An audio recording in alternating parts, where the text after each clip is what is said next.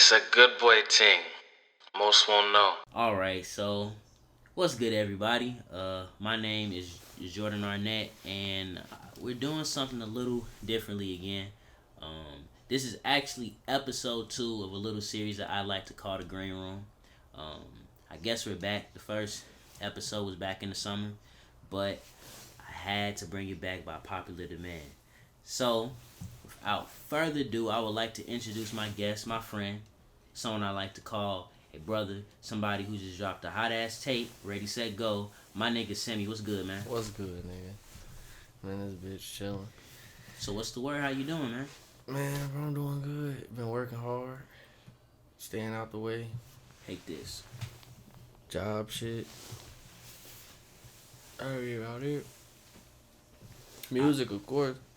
Yeah, and we gonna get right into that. I want you to tell me how your headspace is right now. You know about everything that's going on. You know, music, etc., etc. You know your career. I say right now my headspace open. Like I'm open for trying new shit, trying new things. Cause you don't want to keep trying to repeat the same shit over and over on your projects. And it was kind of hard for me as an artist. Coming off my first project, I took my time with it. So it's like coming off that first one, it's like a high. Like everybody excited for you, everybody happy for you. You got good energy, everything moving, and you want to try to keep going off of that high. You don't want to, when you catch a low, you want a low. So I ain't gonna lie, for a little bit I was on the low, but as of lately, I'm been coming back up. I'm about ready. So, before we even get into this mixtape, cause trust me, we gonna get deep into it. Tell us about who Semi is, cause I feel like we were speaking like about last week or so, and you said that you feel like people don't really understand who Semi the artist is just yet. Yeah, like I feel like they don't really know me yet. Like they know me from features, of course, or just being around. Who I be with, doing things I do. Or from back in the day, basketball and shit like that. But I don't think they grew to know me yet as an artist or who I am.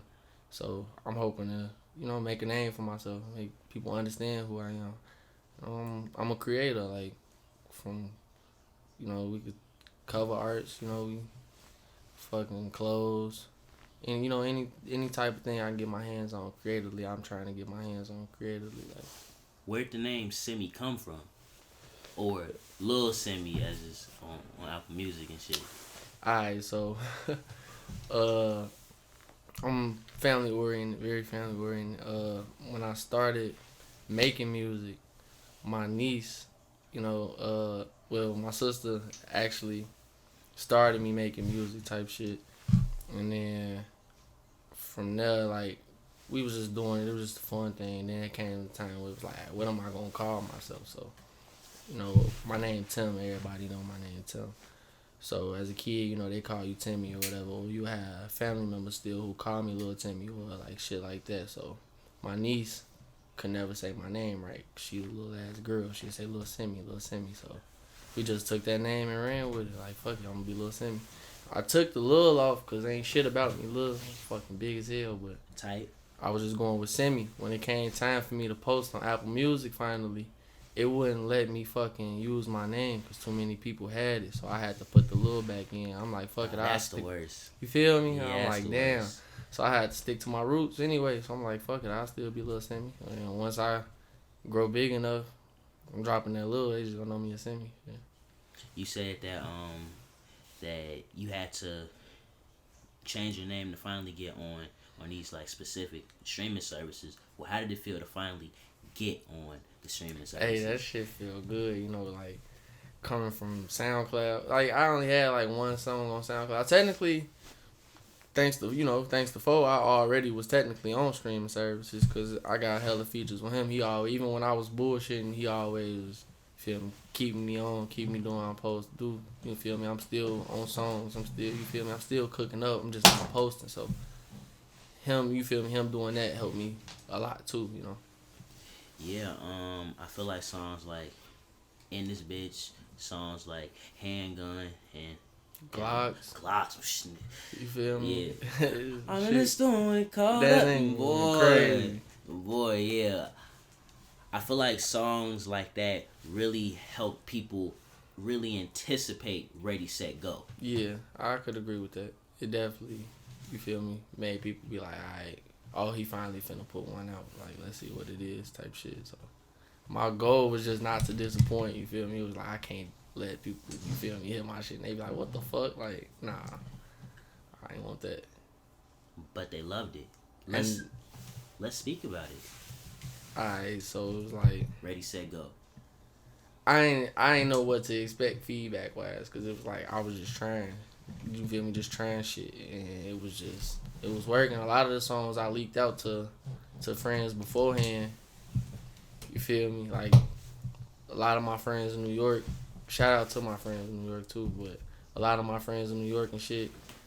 I leaked some of the songs to them as it was going on. It wasn't like it was a project that I cooked up in just a couple days or nothing like that, or like a month. It took me a couple months to make that project. I ain't gonna sit here and flex like it didn't. Like I had some of the songs I had, I say like May. Some of them came from like May or whatever. I got so much music that I just go through my catalog and I just pick which ones was fitting, which ones was working. I started getting an idea.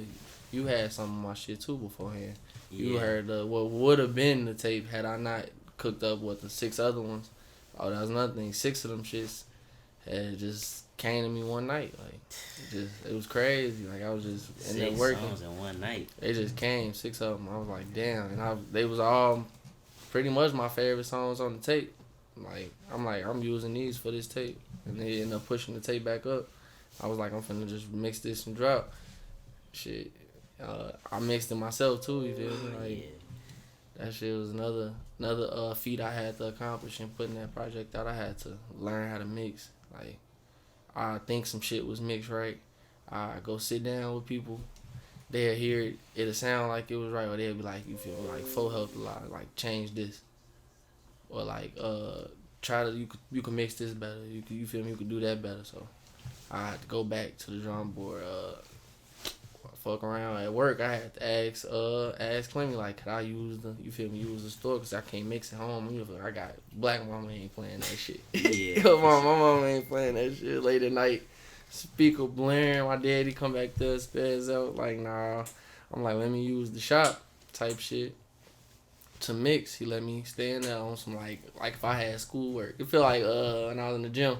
The janitor used to let you stay in the gym, get extra shots up type shit. It was like that type shit. Like, it really helped me. Feel me? Get that shit done. Put that out. Yeah, it really shows that it's a beauty in the struggle. You know, It is, yeah. very inspiring. What were your inspirations behind the tape? Shit. What you mean by as far as like the sounds of the tape or like the subjects of the tape? Like, Shit, you could go sounds. We could go subjects, but I mean the sounds of the tape, it really come from like I turn the beat on, and I go through a bunch of beats. Like, I might make a song and nobody ever hear it because like I might hate it, but it's like Foley's always say, you gotta just keep getting shots up. You feel me? You gotta be in the gym. You gotta shoot. So it's like I make songs and people might never hear it. So it's like I'm just playing on so many beats often. Like, I'm just trying to find what'll work. And when I hear a beat, it'll take me somewhere in the headspace. Like, it's a feeling, it's a mood. Like, it's how I feel. Like, and I just express. Sometimes I might be going through something and spill that out. But for the most part, it'd be like how I feel, how that beat make me feel is where I'm going with that song. For that tape, I tried to really take the songs where I was in that type of mood more so and put them together in a collection. You know, like if you know, this is a comic book cover. For the cover, like, I want to make it be like, if this was the story for this comic, like, this is how, that was my mood for this comic, like, for that book, that's how I was feeling, like, closed chapter, like, a lot of stuff with relationship stuff, like living fast, like what I was going like in Damn or like you feel me, like just fun. Like I was that's what I was going through. Like I was struggling with that shit. I was going to school. I ain't talk a lot about school because this tape I more so used the shit that I was going through this summer, which was going out all the time with you feel me with my friends, you feel me with everybody, fucking shows, going to shows with Flo and shit. You feel me, shit like that. Like it was a lot of just fun shit. So like that tape just was fun music to me. So I was like, what a better way to you feel me come in other than some fun shit like. This how I'm coming out. This who I am. That tape really describes it. Like that's everything I do. So. Yeah, I wanted to actually speak about a few songs specifically because I feel like these were definitely some highlights of your tape. You shot your first solo video to a song called "For Real" in this very room. Tell me about that song. For Real came. That was one of the 6, and that night I cooked up. Bro. The whole time on some just thinking about it now that I have to speak about it. The nigga Fo called everything out, bro, cause we went on some shit. We went out to Napa, whatever. And we was just riding, we was listening to music on the road and shit. We was talking about beats and shit.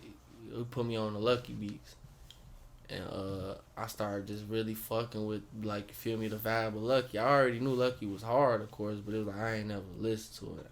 I heard them beats. It was like I fuck with them shits. So I was just that night looking at different types of beats. I was like, let me see what these type of beats is too. Listen to that shit. For Real came. Cooked that shit up. You feel me? Was what was we at? I think we was probably at Clem shit or some shit. And I was trying to figure out what songs we was gonna shoot to that, like to this tape. And we was all debating it and shit, and folks said For Real. I knew For Real was cold, but I ain't think it was like gonna be the song a lot of people fuck with For Real. So no pun intended, but I'm like, you feel me? Let's see. Listen, you feel me? Shot the video. What made it crazy is I say he called it because you know how you gonna have music, see your stats and shit. I check my shit frequently, and For Real was one of the top stream songs. Well, not one of, it was the top stream song for a while. I think tomorrow will be week 4 on the 21st. And For Real was, you feel me, one of the top stream songs. I was like, well, I'm like, this nigga really called it out. Like, bet. You feel me? That's how I'm rock. And it was kind of a blessing because I was going to shoot some other shit. And it was like, that song doing good too, but it was like, you feel me, that was the one. I feel like that was a great introduction. Especially for my first solo video and shit. Tight. You feel me? It was a great introduction. Yeah, and the video I feel like fit the vibe too, cause it feels like a super villain type song. Like it feels not evil, but it feels like the anti-hero. The anti. I was just about to say fucking anti-hero. That's what I want to be. Like the anti-hero. I never wanted to be the good guy for real or the bad guy for real. But like if I had to have a persona type shit for my comics, it'd be the anti-hero. Doofenshmirtz. New plan. Oh, dude. Well, yeah, you're right. We finna take over tri-state area. Completely unrelated sidebar. What superpower you think you gonna get on the 21st? Bro, I want to teleport. I'm finna teleport. I told you I'm gonna turn into a werewolf on these niggas. Oh shit. But shit. Another song that I wanted to ask you about is "Damn," because I feel like that song was very introspective, and you don't have to go into detail, but just tell me about the introspection, you know, or just choosing to like go deep in the song. For Damn, it was like I wanted to add some shit with some like substance to my tape. I'm very particular in like my craft for real. It's like I don't want to just put out anything. So it was like for Damn, it was like I knew I had to put some on that tape where I was introspective. It couldn't just be all I don't want to call it bubblegum rap, but like it couldn't just be all that type of rap. Like fun. It had to be something serious had to come about that I had to talk about. So what other, you feel me? What more serious to talk about than what I'm going on in my life? So I'm like, let me actually give some of me on this tape too, where you know, like I go through real shit, you know. And I was drunk. I ain't gonna lie, when I made that song, I went home. I think I was out drinking, and I'm like, I'm finna talk about some shit.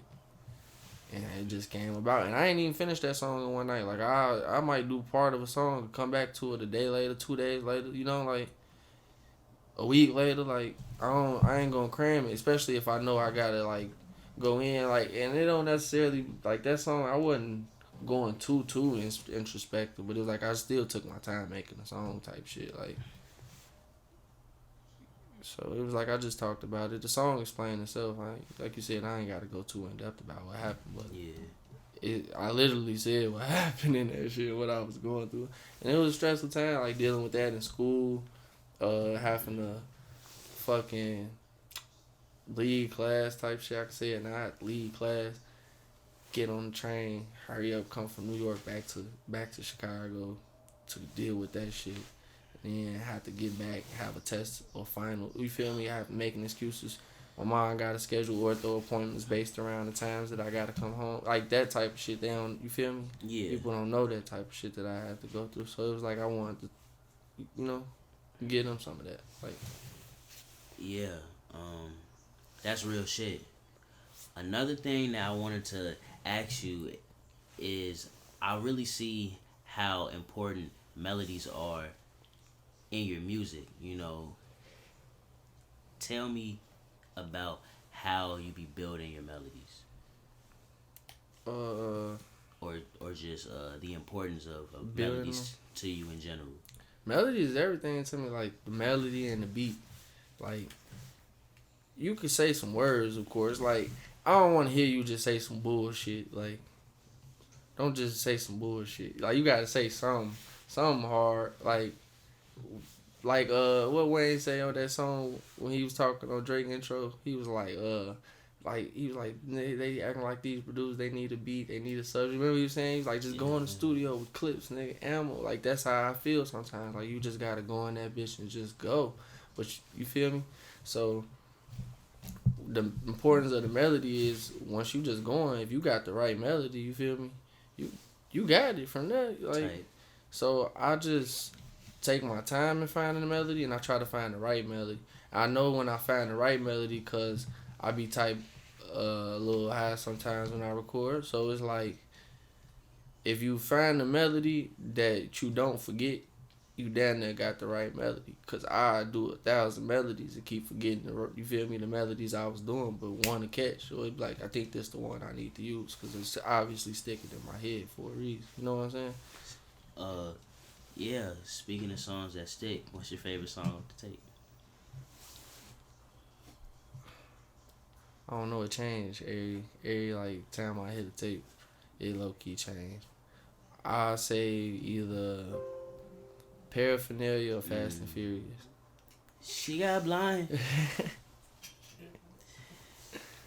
I'm telling you, my friend Oxy, shout out Oxy, his name Tim too. Shout out him. He hit the group chat and said that little semi paraphernalia hard. I'm like, yeah, okay. Good looks. Yeah. Shout out Alex. Yeah. People definitely like it.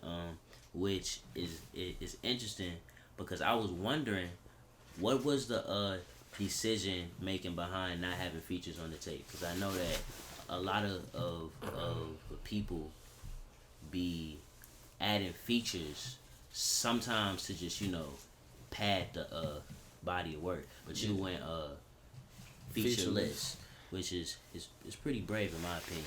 It really wasn't like a conscious decision. I didn't make that decision like consciously. Like it was like it just came about, cause originally the tape changed so many times. Like I got a notebook. I write everything down in my notebook. I probably got like 3 or 4 different pages where the date that I was gonna drop changed, where the track list changed. Like I went from like 9 tracks to like 15 tracks to like 20 tracks. Like I kept changing the shit. I had the song you was supposed to be featured on there. What's a couple K's? Couple K's. You was supposed to be on a couple K's, and I ended up not even using that song for that tape because it's like I could just use them for later. And I got so much music, bro. Like I got so much music.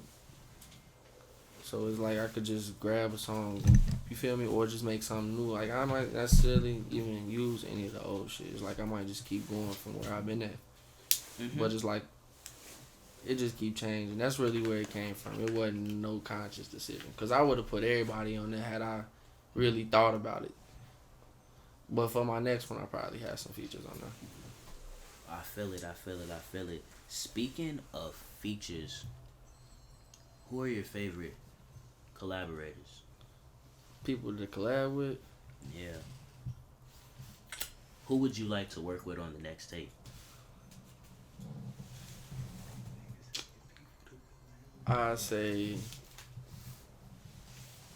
Ken 16 for sure. We already got a song on Runs. In the storm, small on runs. Definitely got that. I'm gonna sing shit. every one, man. You feel me? But me and him gotta lock in. Me and you gotta lock in shit. I'll fuck with Baby D on some shit. I roll a runs in the rush and it's hitting hard. It's the way that I tuck that nigga be snapping. That nigga fool with it. I definitely could do some shit with Baby D. I'll do some shit with Black Migo Heck. For sure. Here we go, broken heart again. I'ma sing every one of their songs. I'll do some shit with bro.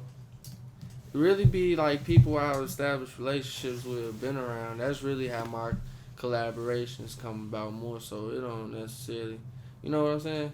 Like, I gotta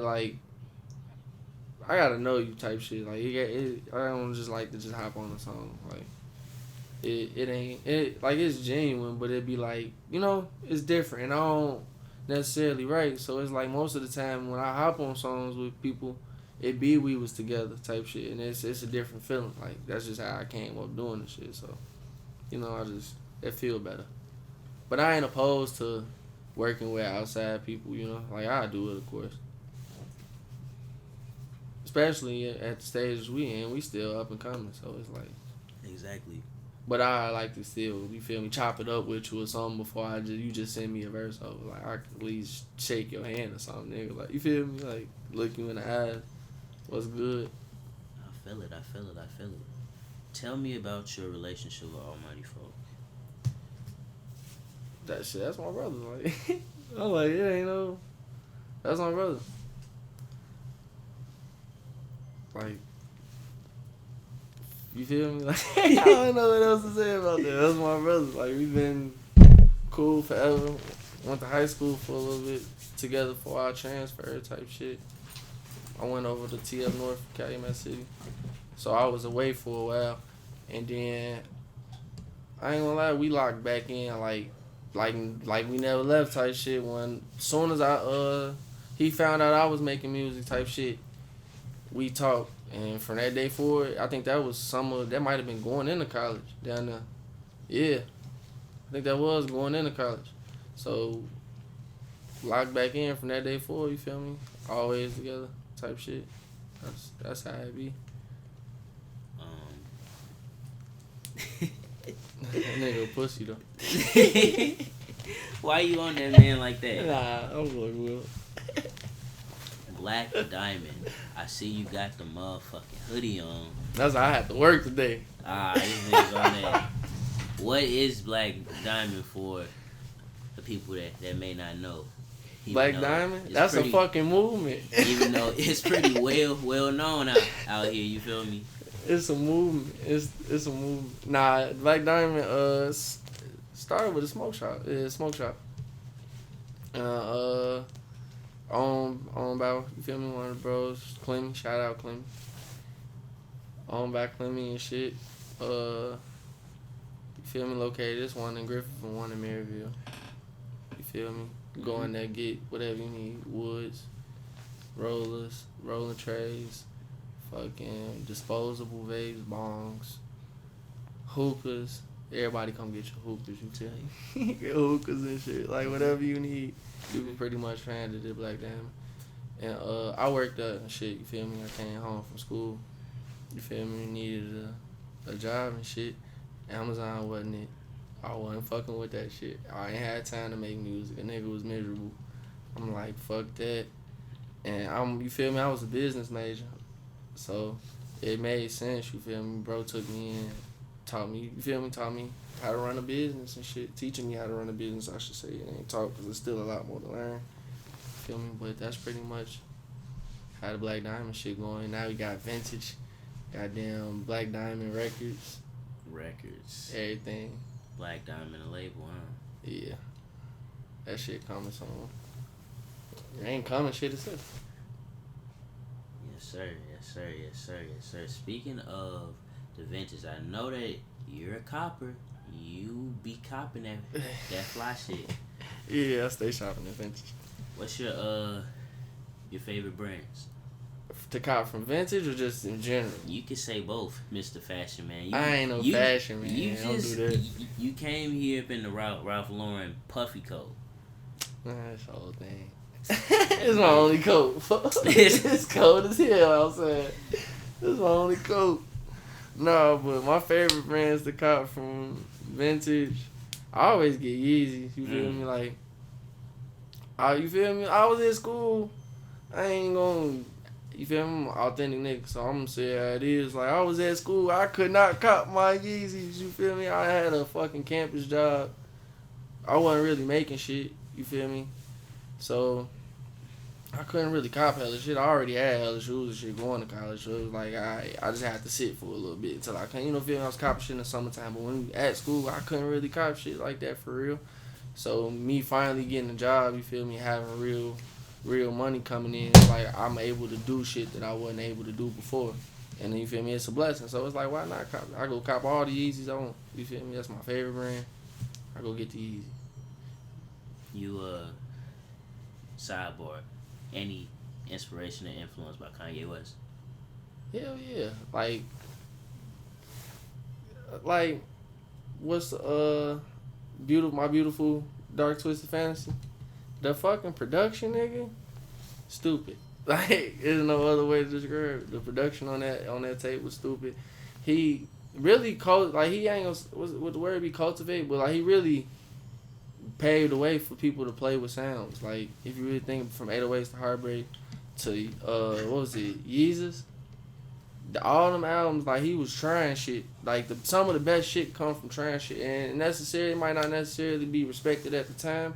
But it'll be a time when somebody might come back and be like, hey, this shit was ahead of its time, man. Ye got a hella projects that's ahead of its time. Like, that's how I feel about Ye. So, big inspiration. Not necessarily in my music. Well, I mean, I could go that way with it if I want to, but I don't really want to. So, I wouldn't necessarily say inspiration on my music, but definitely inspiration in fashion and how I choose to dress. I feel it. So, one last thing. I just want you to have the floor.